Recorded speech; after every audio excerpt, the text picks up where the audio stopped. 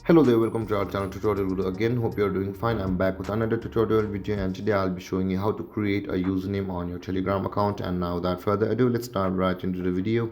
But before that, don't forget to like, subscribe and hit that bell icon for more videos. Now to create a username on your Telegram account, let's open up our Telegram app first. And after opening the Telegram app, you can see the three-line icon on the top right corner of your screen. Tap on the three-line icon like this, and when you get on this interface, you can see the settings option available over here just below the saved messages.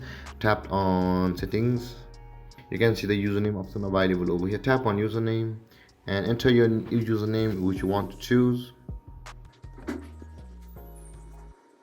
After entering your or choosing your username on Telegram app, you can see the tick mark on the top right corner of your screen. Tap on tick mark, and we have successfully created a username on our Telegram account. And if you have any confusions or questions regarding the topic, don't hesitate to comment in the comment section below, and don't forget to like, subscribe and hit that bell icon for more videos. Thank you for watching, guys. Peace.